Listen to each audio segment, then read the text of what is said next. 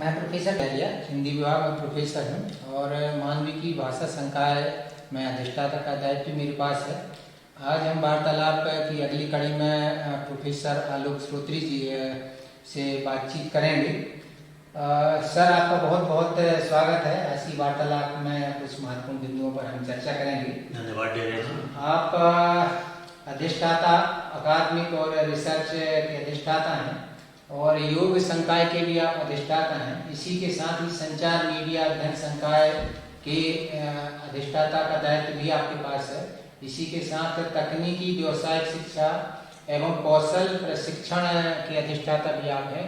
इसी के साथ कई प्रशासनिक और अकादमिक दायित्वों का भी आप निर्वहन कर रहे हैं। तो आज की वार्तालाप में हम सर का स्वागत करते हैं और बातचीत को आगे बढ़ाते हुए सबसे पहले सर अपने बारे में थोड़ा सा बताएंगे और पारिवारिक पृष्ठभूमि शिक्षा दीक्षा के बारे में फिर अपन आगे चर्चा करेंगे।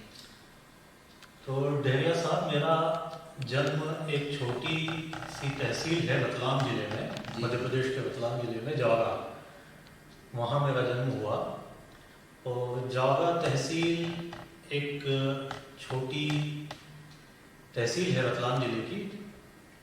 नवाबों के समय ये एक स्थल हुआ करता था और धार्मिक दृष्टि से एक हुसैन टेकरी शरीफ वहाँ का प्रसिद्ध है। तो जावरा में जन्म के बाद मेरी आरंभिक शिक्षा दीक्षा वहाँ के शासकीय प्राथमिक विद्यालय में हुई, जो सुभाष प्राथमिक विद्यालय कहा जाता था। और उस समय की जो बटालियन की बैरक्स होती थी वहाँ वो स्कूल लगता था। और जैसा कि शासकीय विद्यालय में होते हैं, टाट पट्टी पर बैठ करके शाम पट्ट पर हम सब शिक्षक से शिक्षा ग्रहण करते थे। तो शासकीय सुभाष प्राथमिक विद्यालय से मेरी प्राथमिक शिक्षा हुई। उसी के पश्चात सुभाष माध्यमिक विद्यालय से मैंने अध्ययन किया कक्षा 8 तक। कक्षा 9 से फिर शिक्षा के लिए महात्मा गांधी उच्चतर माध्यमिक विद्यालय जावरा, वहाँ से मैंने शिक्षा प्राप्त की कक्षा 9वीं से लेकर कक्षा 12वीं तक। और विज्ञान विषय मैंने कक्षा 10 के पश्चात लिया, जिसमें भौतिकी, रसायन और गणित का मैंने चयन किया और कक्षा 12वीं तक की शिक्षा प्राप्त की। इसके पश्चात शासकीय भगत सिंह महाविद्यालय जावरा, जिला रतलाम से मैंने बीएससी की उपाधि प्राप्त की। बीएससी में मेरे विषय थे भौतिकी, रसायन शास्त्र और गणित। बीएससी करने के पश्चात फिर मैं विक्रम विश्वविद्यालय उज्जैन चला गया और वहाँ से अपने स्नातकोत्तर अध्ययन प्रारंभ किया। प्राचीन भारतीय इतिहास, संस्कृति तथा पुरातत्व, इस विषय में मैंने एमए की उपाधि प्राप्त की। और जिस वर्ष उपाधि प्राप्त हुई उसी वर्ष यूजीसी का नेट क्वालिफाई किया। तो ये मेरे शिक्षा का क्रम चलता रहा। एमए करने के पश्चात फिर मैंने विक्रम विश्वविद्यालय उज्जैन में प्रोफेसर सुशीला पंत मैडम के अंडर में अपना रजिस्ट्रेशन पीएचडी के लिए करवाया और कालांतर में इसी विषय में पीएचडी की उपाधि प्राप्त की। तो ये मेरा शैक्षणिक क्रम था। और कक्षा 1 से लेकर के एमए तक की जितनी परीक्षाएं थी प्रथम श्रेणी में मैंने उत्तीर्ण की। और सभी विज्ञान विषय था उसमें भी मेरा अच्छा प्रतिशत रहा। और उसके बाद मेरा झुकाव समाज विज्ञान की तरफ, इतिहास की तरफ रहा। तो उसमें भी मैंने प्रयास किया कि अच्छे अंक प्राप्त हों, इसके साथ ही विषय की गहरी समझ भी उत्पन्न हो।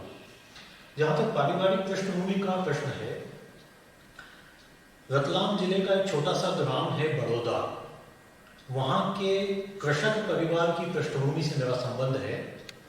मेरे परदादा वहीं पे खेती किया करते थे, छोटी सी जमीन वहाँ पे रहती थी, वहीं पे वो लोग खेती करते थे।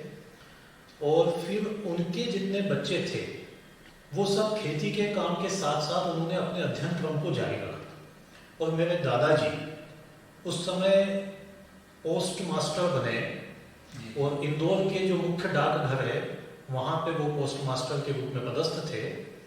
लेकिन विधि की ऐसी लीला थी कि विवाह के 2 वर्ष के पश्चात ही उनका देहावसान हो गया।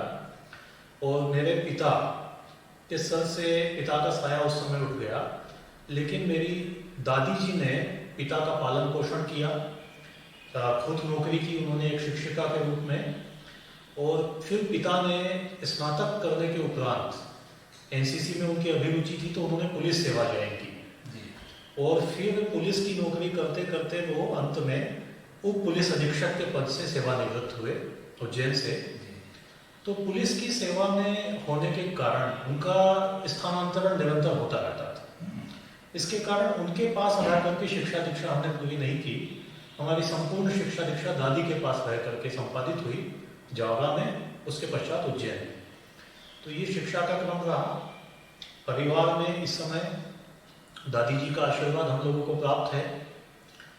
मेरे पिताजी उज्जैन में ही निवास स्थान बनाया हुआ है। कभी वो बच्चों के, अब एक बस इसी वर्ष 2020 की बात है, मई माह में मेरी माताजी का दुखद देहावसान हो गया वज्राघात से। तो माताजी का आशीर्वाद अभी नहीं है, लेकिन उनकी प्रेरणा, उनके संस्कार और उनकी आशीर्वाद के क्षण आज भी हम लोगों के साथ हैं, जिसे हम लोग स्मरण करते हैं। हम लोग 2 भाई हैं। मेरे बड़े भाई इलेक्ट्रिकल इंजीनियर हैं और स्टर्लिंग विल्सन कंपनी है पावर सप्लाई की और पावर जनरेशन की, उसमें वाइस प्रेसिडेंट के पद पे दिल्ली में पदस्थ हैं। और मैंने अपना सेवा काल शुरू किया डॉक्टर हरि सिंह गोयल विश्वविद्यालय सागर में असिस्टेंट प्रोफेसर के रूप में, प्राचीन भारतीय इतिहास संस्कृति पुरातत्व में। लगभग 14 वर्ष मैंने डॉक्टर हरि सिंह गोयल विश्वविद्यालय सागर में सेवा कार्य किया। उसके पश्चात विगत 8 वर्षों से मैं इंदिरा गांधी राष्ट्रीय जनजाति विश्वविद्यालय में पदस्थ हूँ। तो ये शिक्षा एवं पारिवारिक पृष्ठभूमि का क्रम रहा है। जी। तो आपका परिवार, जैसे आपने बताया कि उच्च शिक्षित दादा से लेकर के पिताजी, और ये उसका आपको निश्चित रूप से लाभ मिला। और जैसे आपने बताया कि स्नातक आपने साइंस से उत्तीर्ण किए, और उसके बाद आपका झुकाव आया स्नातकोत्तर में जब आपने किया तो प्राचीन भारतीय इतिहास संस्कृति पुरातत्व। तो ये थोड़ा सा कैसे हुआ साइंस से आपका जो है कला की तरफ झुकाव? ये एक मतलब बड़ा सुखद अनुभव है, और मैं समझता हूँ कि जो शासन की एक नीति रही कि भारत की सांस्कृतिक विरासत से सभी विद्यार्थियों को परिचित कराया जाना चाहिए स्नातकोत्तर और स्नातक अध्ययन के दौरान, यदि संभव हो सके। तो स्नातक स्तर पे एक प्रश्न पत्र हम लोगों को हुआ करता था बीएससी के दौरान। उसका फाउंडेशन कोर्स था आधारभूत पाठ्यक्रम। उसका विषय था भारत की सांस्कृतिक विरासत। 50 नंबर का ये प्रश्न पत्र हुआ करता था। तो जैसा मेरा अनुभव रहा 10वीं के पश्चात की गणित में, भौतिकी में बहुत अच्छे नंबर मिलते थे, वह क्रम बीएससी में भी बना रहा। तो फिजिक्स में 50 में से 49 तक मिलते थे, गणित में 50 में से 50 भी मिल जाते थे। लेकिन ये जो प्रश्न पत्र था भारत की सांस्कृतिक विरासत, इसमें संस्कृति की परिभाषा थी, वर्ण व्यवस्था थी, संस्कार थे, भारतीय आचरण व्यवस्था की चर्चा थी, भारतीय परिवार संस्था थी, विवाह संस्था थी, सभी प्रकार की भारत की सांस्कृतिक विरासत का इसमें परिचय था। इसको मैंने बड़ी रुचि लेकर के पढ़ा बीएससी प्रथम वर्ष में। और यह प्रश्न पत्र ऐसा था कि इसमें 50 में से मुझे 40 अंक मिले। तो इसने मुझे बड़ा प्रेरित किया कि इस कला से संबंधित जो बड़ा रुचिकर विषय है, इसमें हमको अगर अच्छे अंक मिल पा रहे हैं, तो मैंने बीएससी प्रथम वर्ष में तय कर लिया था कि आगे चल करके मुझे इतिहास या प्राचीन भारतीय इतिहास में अपना स्नातकोत्तर अध्ययन करना है। तो बीएससी प्रथम वर्ष से मैंने तय कर लिया कि मैं गणित से एमएससी करूंगा, न फिजिक्स से न केमिस्ट्री से, मुझे करना है एमए इतिहास से। इस तरह से मेरे अध्ययन की दिशा बदल गई। तो आप यहाँ 2012 में आए? जी, 2012 में सागर के बाद यहाँ आपने अपनी नौकरी प्रारंभ की है। तो सर यहाँ आने के बाद आपने कई महत्वपूर्ण दायित्वों का भी निर्वहन किया, उस पर आगे चर्चा करेंगे हम। एक अपने इंदिरा गांधी राष्ट्रीय जनजाति विश्वविद्यालय अमरकंटक के पास कुछ पुरातात्विक सर्वेक्षण, तो उसमें आपके विभाग से और आप स्वयं द्वारा भी कुछ कार्य हुआ, उसके बारे में थोड़ा सा? जी, जैसा कि पुरातत्व में मेरी आरंभ से ही अभिरुचि रही, और स्नातकोत्तर अध्ययन के दौरान मैंने पुरातत्व में सर्वेक्षण और उत्खनन के कार्य में भाग लेना शुरू किया। तो जो फील्ड की मेरी ट्रेनिंग हुई, उसमें राजस्थान के बालाथल नामक स्थान पे प्रशिक्षण मैंने प्राप्त किया ताम्रपाषाण युगीन उत्खनन में। इसके अतिरिक्त पूरे मंदसौर जिले के जितने शैलकृत स्थापत्य कला के केंद्र हैं, पोला डोंगर, खेजड़िया फोर्ट, राजस्थान में कोलबी, विनायका, इन सब का सर्वेक्षण किया। तो पुरातत्व के प्रति अपनी अभिरुचि मेरी जागृत होती गई। फिर जिस वर्ष एमए किया, उसके पश्चात नेट क्वालिफाई करने के पश्चात जब मुझे अवसर मिला सागर विश्वविद्यालय में, तो सागर विश्वविद्यालय में भी पुरातात्विक अनुसंधान के लिए बहुत अधिक अवसर मिला। प्रतिवर्ष हम लोग सर्वेक्षण कार्य के लिए जाया करते थे। तो मंडला, डिंडोरी, छिंदवाड़ा, बैतूल, सिवनी, बालाघाट, इन सभी का ग्रामवार सर्वेक्षण हम लोगों ने संपादित किया। और बहुत से शैल चित्रकला के स्थल, पाषाण युगीन सभ्यता से संबंधित स्थल, नदी घाटी सभ्यता के स्थल, मंदिर स्थापत्य, मूर्तिकला, इनसे संबंधित बहुत सी जानकारी हम लोगों को प्राप्त हुई। जब मैंने इस विश्वविद्यालय को ज्वाइन किया तो ये एक नया विश्वविद्यालय है और इसमें इस विभाग की स्थापना को भी कुछ वर्ष हो चुके थे। तो ये इच्छा थी कि किसी विभाग की पहचान तब बनती है जब वो फील्ड के माध्यम से जुड़े।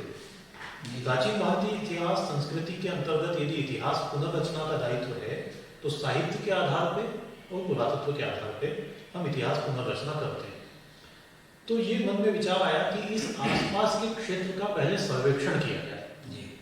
हमने सर्वेक्षण का प्रस्ताव संपूर्ण अनूपपुर जिले के लिए भारत सरकार के आर्कियोलॉजिकल सर्वे ऑफ इंडिया को प्रस्तुत किया। वहां से हमको ग्रामवार सर्वेक्षण की अनुमति मिली। तो अनूपपुर जिले के सभी ग्रामों का सर्वेक्षण हमने आरंभ किया। पुष्पराजगढ़ तहसील, अनूपपुर, कोतमा, आसपास के सभी क्षेत्रों से होते हुए इधर वेंकटनगर की तरफ भी हम लोग बढ़ गए। तो सभी क्षेत्रों का सर्वेक्षण करने के पश्चात जिस ग्राम में कितनी पुरा संपदा छुपी हुई है, इसको हमने पता लगाने का प्रयास किया।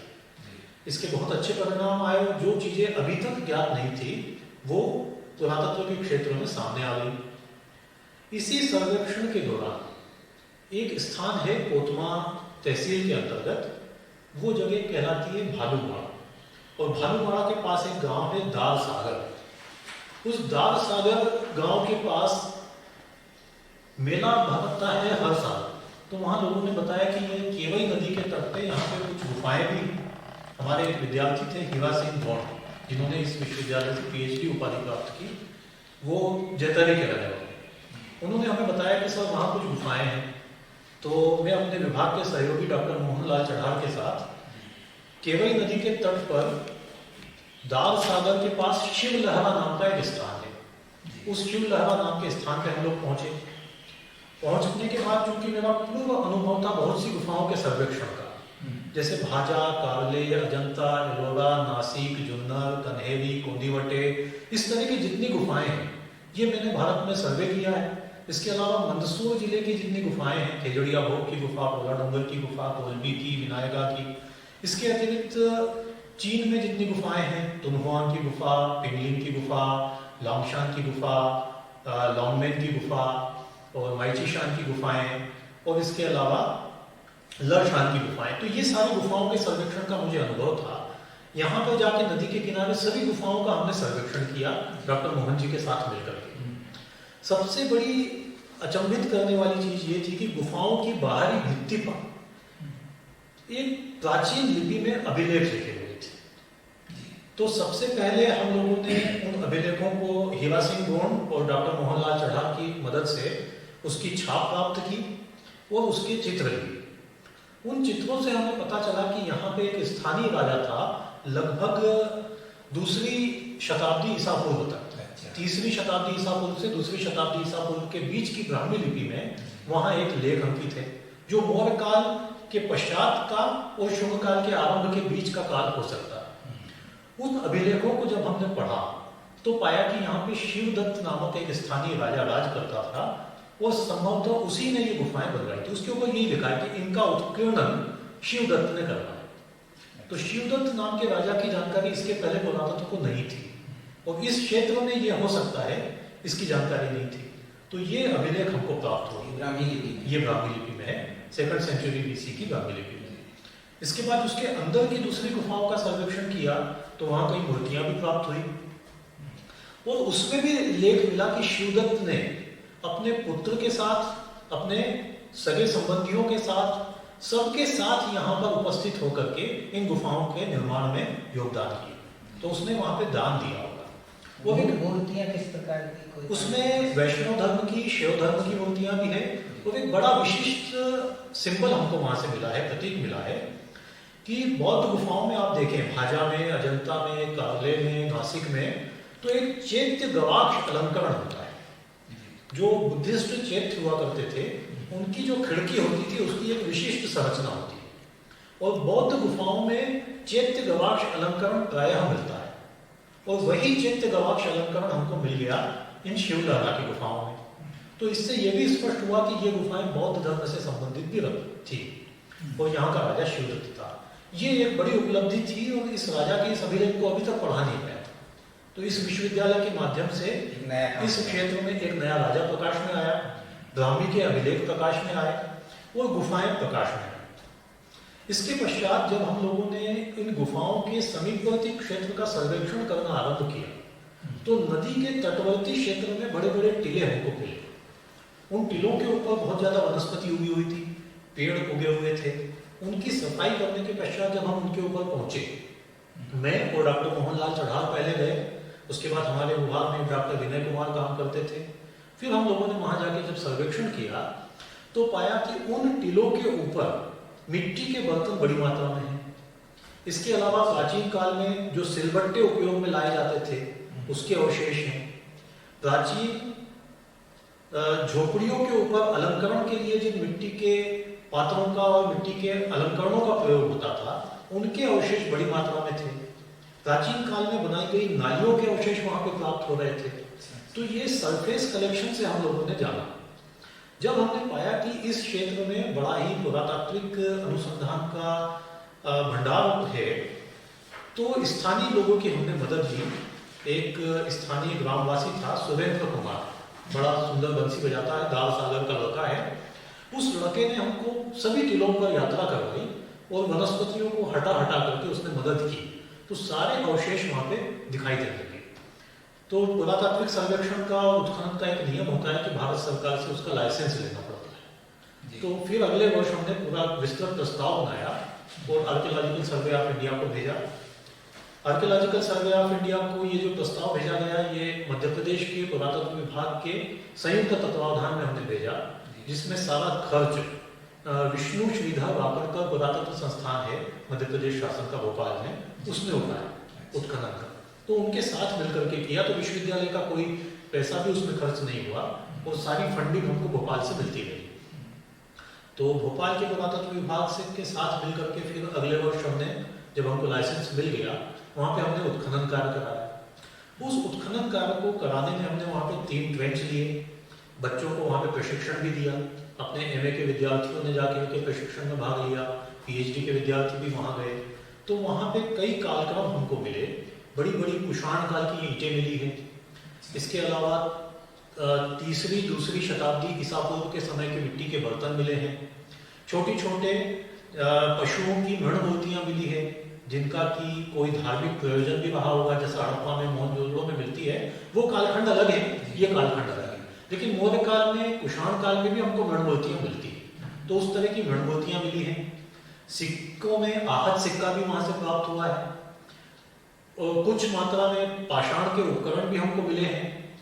जो इसके अलावा धातु की कीलें मिली हैं, चूड़ियों के अवशेष मिले हैं और मिट्टी के अलग अलग प्रकार के बर्तन मिले हैं, जिसमें नाद भी हैं, कटोरे भी हैं, थालियां भी हैं, तसले भी हैं, ढक्कन भी हैं और मसाला बांटने के सिलबट्टे हैं।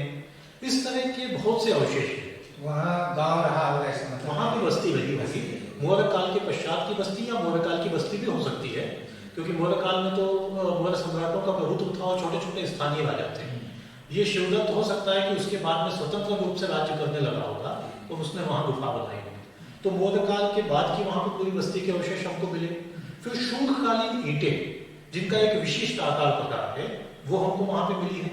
और उसके बाद कुषाण काल के पश्चात शुंग काल के, कुषाण काल और उसके बाद गुप्त काल तक की बस्ती के अवशेष वहां से हमको प्राप्त होते हैं। तो बड़ी मात्रा में हमने जो 3 ट्रेंच लिए, आशातीत सफलता मिली हमको, इतना हमको अपेक्षित नहीं था। इसके अलावा एक बहुत ही महत्वपूर्ण उपलब्धि वहां से हुई कि ये जो ऐतिहासिक कालीन पुरास्थल मिलते हैं, इनमें स्वच्छता का बड़ा प्रबंध किया जाता रहा है। जैसे हड़प्पा संस्कृति में हम मोहनजोदड़ो और हड़प्पा की देखते हैं तो सुव्यवस्थित नगर नियोजन दिखाई देता है, ढकी हुई नालियां दिखाई देती है, जलमोखे दिखाई देते हैं। और ऐतिहासिक कालीन बस्तियां जैसे रोपड़ में खुदाई हुई, मौर्यकालीन अन्य बस्तियों में खुदाई हुई, तो वहां पे स्वच्छता के लिए वो शोकपीट का प्रयोग करते थे। शोकपीट एक प्रकार के शुष्क गड्ढे होते हैं जिसमें जितना निकास का पानी जाता है उनको उन गड्ढों में इकट्ठा किया जाता था। गंदगी सारी वहां जाती थी जिससे कि वो किसी आसपास के कुएं में न चली जाए।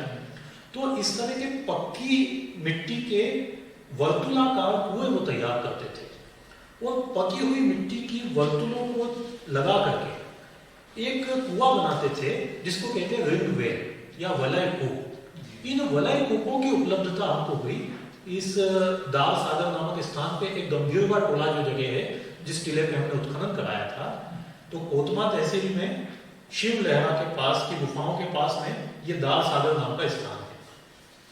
दार सागर से अंदर हनुमान मंदिर की तरफ चलते हैं तो एक गंभीरवा टोला नामक स्थान है, वहां हमने उत्खनन कराया। तो ये रिंग वेल्स हमको मिले, 3 वलय कूप की संरचना है जिसमें से 2 बहुत ही अच्छी अवस्था में हमको प्राप्त हुए, जिनमें इन बस्तियों का सारा गंदा पानी जाके इकट्ठा होता था। वो साफ सफाई की व्यवस्था के बारे में ये बताता है कि तत्कालीन संस्कृति के लोग साफ सफाई के प्रति कितने अधिक सचेष्ट थे। जैसा कि माननीय मोदी जी अभी स्वच्छ भारत अभियान की बात कर रहे हैं, तो मेरी चर्चा कलेक्टर साहब से भी इस संबंध में हुई थी कि तत्कालीन कलेक्टर जो थे कि इस जिले के लिए ये स्वच्छता के प्रतीक बन सकते हैं।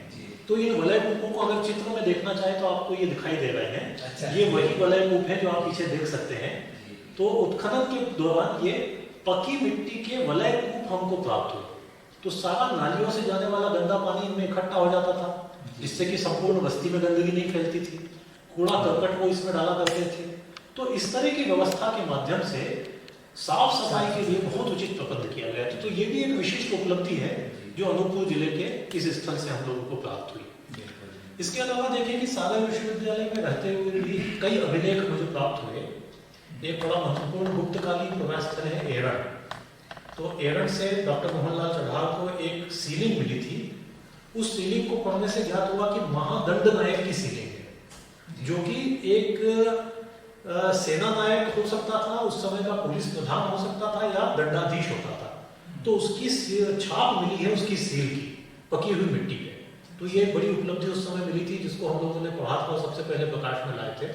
और इसके अलावा गुप्त काल का एक स्तंभ है 486 ईस्वी का, उसके ऊपर बुद्धगुप्त राजा के लेख लिखे हुए थे। वो उसी के पास छोटे छोटे लेख थे जिसको किसी ने अब तक पढ़ा नहीं था। तो हमारे शोधकर्ताओं ने और मैंने, हम सब लोगों ने मिल करके उन अभिलेखों को भी पढ़ा। तो इस तरह से ये पुरातात्विक चीजें प्रकाश में आई। और सागर विश्वविद्यालय में रहने के दौरान हम लोगों ने वहाँ पे खुदाई जो करवाई थी, ये डिंडोरी जिले में एक स्थान है कनेरी और मनेरी के पास घोड़ामाड़ा जंगल में। वहाँ पे प्राग ऐतिहासिक एक गुफा मिली थी जिसमें स्टोन के और बोन्स के टूल्स हमको प्राप्त हुए थे। तो ये एक उत्खनन कार्य था जिसमें मैंने वहाँ भाग लिया था। तो उसी परंपरा को हम यहाँ पे निरंतर करने की कोशिश कर रहे हैं। मुंबई का भी कोई एक बार उल्लेख कहीं किया गुफाओं में आप कहीं गए हैं या कुछ काम किए हैं? एक बार मुंबई जब कोई सेमिनार में गए थे। नहीं, वो एलिफेंटा की गुफाएं तो काफी प्रसिद्ध गुफाएं हैं।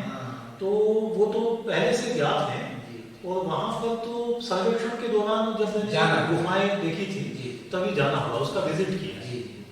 तो काफी विस्तार से प्रकार से आपने इस पुरातत्व सर्वेक्षण आपके साथ भी मैंने एक बार यात्रा की है वहाँ मुंबई एलिफेंटा की।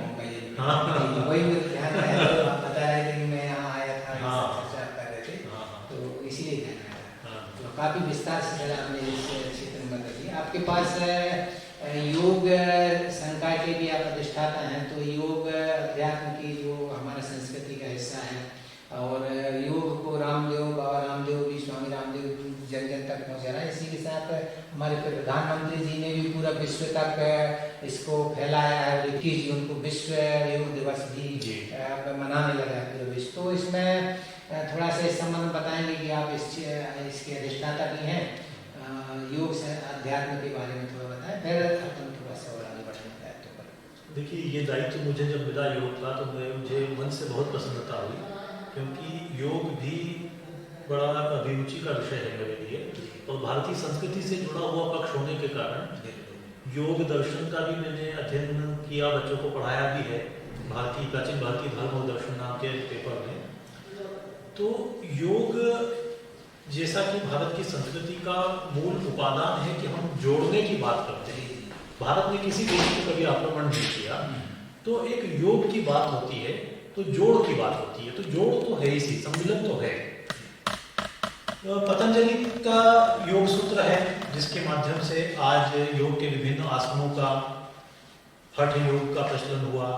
यम, नियम, आसन, प्राणायाम, प्रत्याहार, धारणा, ध्यान और समाधि, यह अष्टांग योग है। इनकी चर्चा पतंजलि ने की है। योग चित्त वृत्ति निरोध, योग चित्त की वृत्तियों का निरोध है, इसकी बात भी की।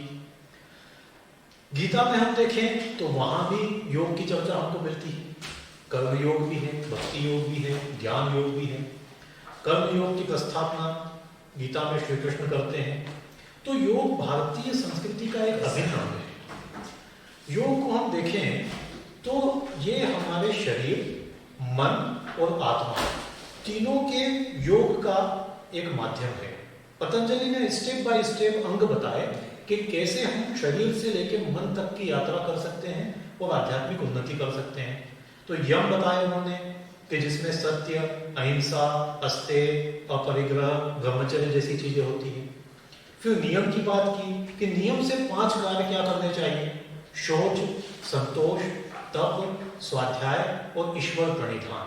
ये नियम से हर व्यक्ति को करना चाहिए। रोज स्वाध्याय करना चाहिए जिससे भाषा ज्ञान बढ़ता है। स्वाध्याय से आपकी बुद्धि का विकास होता है, लोगों के अनुभवों से आप परिचित होते हैं। शौच की बात है जो योग में कही, अभी स्वच्छता भारत अभियान की हमने बात की, तो शारीरिक स्वच्छता, आंतरिक स्वच्छता दोनों के लिए शौच है। संतोष रखना चाहिए, तप करना चाहिए, स्वाध्याय करना चाहिए और ईश्वर से अपने आप को जोड़ने की कोशिश करनी चाहिए। ये नियम के अंतर्गत है। उसके बाद आसन आते हैं। तो विभिन्न प्रकार के शारीरिक सौष्ठव के लिए, स्वास्थ्य के लिए और शरीर के लचीलेपन के लिए बहुत से आसनों का नियोजन पतंजलि ने किया है। तो निश्चित रूप से उन सभी आसनों की चर्चा होती है। उसके बाद आता है प्राणायाम का, जो कि बाबा रामदेव ने बहुत प्रसिद्ध कर दिया है। भस्त्रिका प्राणायाम तो सबसे पहले हो गया। उसके बाद कपालभाति, अनुलोम विलोम, बाह्य प्राणायाम, उज्जाई, फिर ओम का नाद, अनहत और ध्यान। तो ये समस्त विधियां हैं जो व्यक्ति को शरीर से लेकर मानसिक स्वास्थ्य तक लाभ पहुंचाती है। आज के समय में जो कोरोना की महामारी चल रही है, वैसे में भी हम देखें कि जिनकी रोग प्रतिरोधक क्षमता बहुत अच्छी है, वो लोग इस महामारी और इस बीमारी से भी उबर जाते हैं। और आयुर्वेद भी एक ऐसा शास्त्र है जिसका प्रचार प्रसार भी योग के साथ हुआ है। तो आयुर्वेद और योग के माध्यम से भारतवर्ष के लोगों ने कोरोना को भी मात दी है। प्राणायाम के माध्यम से अपने फेफड़ों को शक्तिशाली बनाया है। ऑक्सीजन के माध्यम से और अधिक ऑक्सीजन कितना रक्त को मिल सकता है, इसके माध्यम से प्रयोग हुए हैं। तो ये सारे प्रयोग एक भारत की बड़ी सफलता है। और योग विभाग का अधिष्ठाता होने के कारण निकट समय में जल्दी ही हमारे विभाग में नियुक्तियां भी हो जाएंगी, विभाग समृद्ध होगा। और मैं चाहूंगा कि इस दिशा में भी हमारे यहाँ शोध कार्य बहुत अच्छा। अब आप विश्वविद्यालय में सामाजिक विज्ञान संकाय के साथ साथ हम देखते हैं कि संचार मीडिया अध्ययन संकाय और तकनीकी व्यवसाय शिक्षा, कौशल प्रशिक्षण के लिए अधिष्ठाता आप हैं। तो इसी के साथ कई और अन्य प्रशासनिक दायित्व भी आपके साथ हैं। तो अपने अनुभव साझा करेंगे। जी, सामाजिक विज्ञान संकाय का मैं अधिष्ठाता रहा हूँ। वर्तमान में तो मैं योग संकाय का अधिष्ठाता हूँ जी। और इसके अलावा अकादमिक अधिष्ठाता, सामाजिक विज्ञान के रहे, अभी अकादमिक के योग के जी अधिष्ठाता हैं। साथ में अभी अतिरिक्त दायित्व है संचार एवं जनसंचार का और पत्रकारिता का। और इसके अतिरिक्त व्यावसायिक शिक्षा और कौशल प्रशिक्षण वाला संकाय का भी चार्ज है। तो निश्चित रूप से एक शिक्षण संस्थान में अकादमिक प्रशासक की आवश्यकता होती है, एकेडमिक एडमिनिस्ट्रेटर जिसको कहते हैं, क्योंकि शिक्षण संस्थाएं एक स्वायत्त संस्थाएं होती हैं। इनका स्वरूप किसी अन्य प्रशासनिक संस्था की भांति नहीं होता।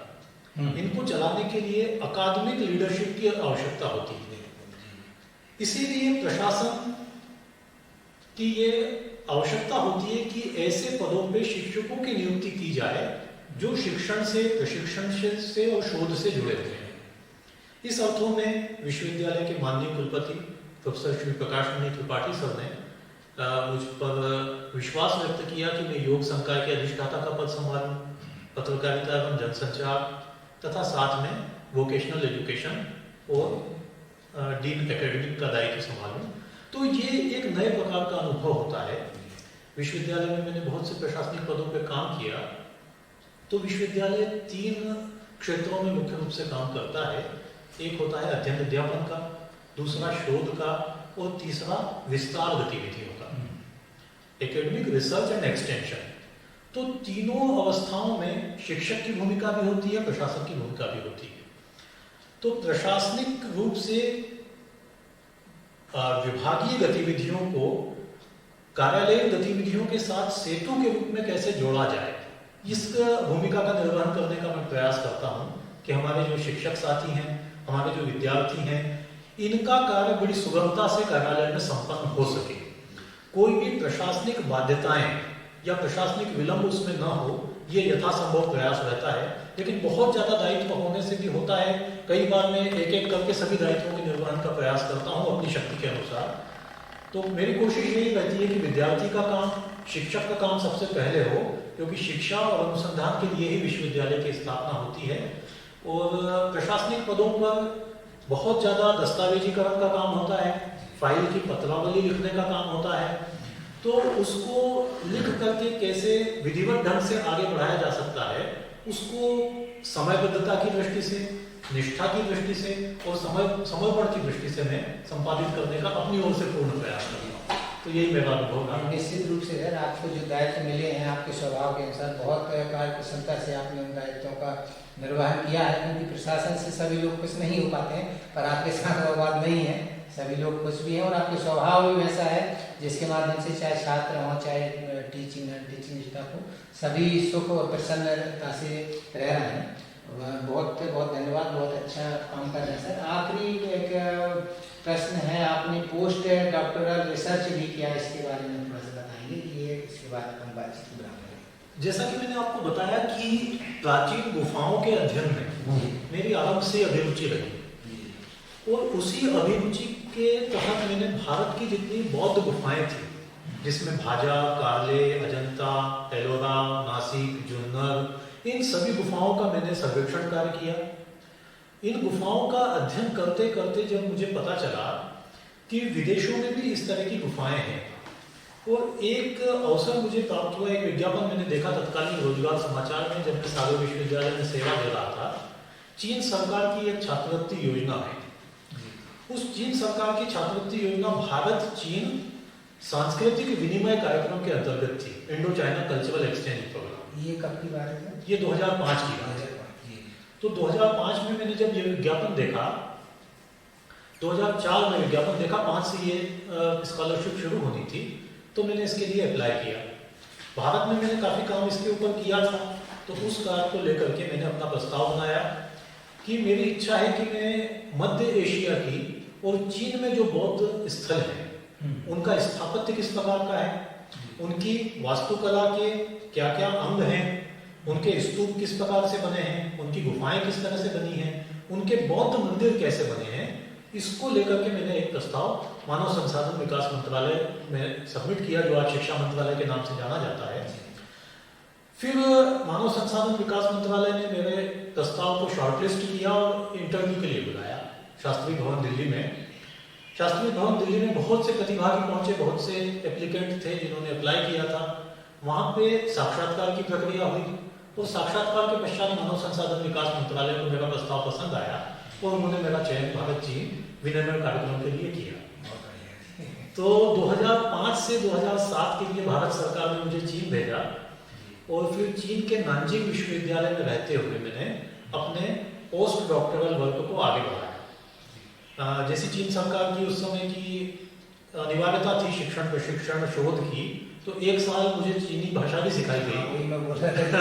भाषा का कैसे तो वहाँ सारा कार्य शिक्षण प्रशिक्षण सब चीनी भाषा में होता है। अंग्रेजी में चीनी भाषा, हाँ, चीनी भाषा में ही सब कुछ होता है। पुस्तकें भी वहाँ ज़्यादातर चीनी भाषा में ही उपलब्ध है। तो उन्होंने चीनी भाषा मैंने वहाँ सीखी, फिर सुपरवाइजर के साथ अपना काम शुरू किया। और चूंकि सभी स्थलों का सर्वेक्षण करना था, उसके लिए बड़ी मात्रा में भ्रमण भी आवश्यक था। तो जो चीनी भाषा मैंने सीखी उसके माध्यम से मैं वहाँ संवाद भी कर पाता था और सभी स्थलों का मैं अकेले जाकर के सर्वेक्षण कर पाया।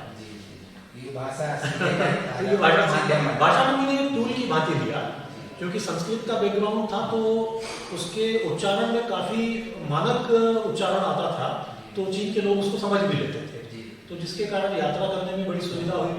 और मैंने वहाँ की तुनहुआ की गुफाओं का सर्वेक्षण किया, माइतीशान की गुफाओं का सर्वेक्षण किया, लॉन्गबेन की गुफाओं का सर्वेक्षण किया और लशान की गुफाएं देखी। तो जितनी गुफाएं थी उनका सर्वेक्षण किया।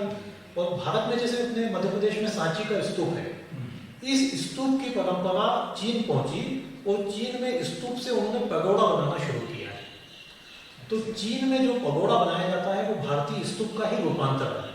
इस पर भी मैंने शोध किया है और मेरे शोध पत्र इसके ऊपर प्रकाशित है। तो स्तूप से कैसे पगोड़ा बना, भारत की गुफाओं से कैसे चीन में गुफाएं बनी, और भारत के जो बौद्ध मंदिर हैं उनसे कैसे चीन में बौद्ध मंदिरों का विकास हुआ। इसका उद्देश्य मेरा ये था कि भारत ने विश्व को कितना कुछ दिया है, चीन को भारत ने कितना दिया है। सांस्कृतिक अवदान की दृष्टि से चीन भारत का ऋणी है, क्योंकि भारत ने उसको बौद्ध धर्म दिया, भारत ने कला उसको दी, बौद्ध चित्रकला की परंपरा दी, गुहा स्थापत्य कला परंपरा दी, उसको स्तूप स्थापत्य कला परंपरा दी। और इसलिए चीन के लोग उसको मानते भी हैं। जिस मठ में मैं गया बड़ा सम्मान उन्होंने किया कि आप शाक्यमुनि बुद्ध के देश से आए हैं, और वो वहाँ पे भोजन भी प्रस्तुत करते थे, शाकाहारी भोजन, और मठ में रहने की व्यवस्था भी करते थे। तो बौद्ध लोगों के साथ में अच्छा अनुभव रहा मेरा। बहुत बढ़िया सर, आपने बहुत विवेकपूर्ण बहुत अच्छे से प्रश्नों का जवाब दिया है और काफ़ी विस्तार से पुरातत्व प्राचीन भारतीय इतिहास से लेकर के प्रशासनिक अनुभव आपके जो हैं सभी पर आपने विस्तार से चर्चा की। आपका बहुत बहुत धन्यवाद समय देने के लिए, और आपके जीवन की मंगल कामना हम करते हैं। और इसी के साथ बहुत बहुत आपका धन्यवाद। मोहन जी भी बैठे यहाँ पर, गौरव जी भी हमारा जो सहयोग लगातार निरंतर कर रहे हैं, आपका भी बहुत बहुत धन्यवाद। इसी के साथ वार्ता समाप्त होती है सर। बहुत आपको भी बहुत बहुत धन्यवाद, आपने अवसर दिया मेरे विचारों को आपके साथ साझा करने का। और आप ये जो काम बौद्धिक अलग जगाने का कर रहे हैं बड़ा ही सामयिक है, क्योंकि लोगों के बीच बौद्धिक परिचर्चा से एक वातावरण का निर्माण होता है, जिससे कि पठन के प्रति पाठन के प्रति और आपसी मेल जोल के प्रति, और इन सबको संचार माध्यमों के माध्यम से, चाहे वो YouTube हो चाहे अन्य शैक्षणिक उपक्रम हो, और कुछ चैनल के माध्यम से भी आप इसको प्रसारित कर रहे हैं। आनंद कला मंच चैनल है हरियाणा, वहाँ भेजते हैं, वहाँ के माध्यम से वो पूरे राष्ट्रीय और अंतर्राष्ट्रीय स्तर पर इसको फैला रहे हैं। बहुत अच्छा काम कर रहे हैं। तो आप लोग जैसे बुद्धिजीवी लोग हैं तो समाज दे देते हैं, तो ये सब चीजें होती हैं। तो आप इसके लिए साधुवाद के पात्र हैं और मैं आभारी हूँ आपका कि आपने मुझे ये अवसर दिया। बहुत बहुत धन्यवाद।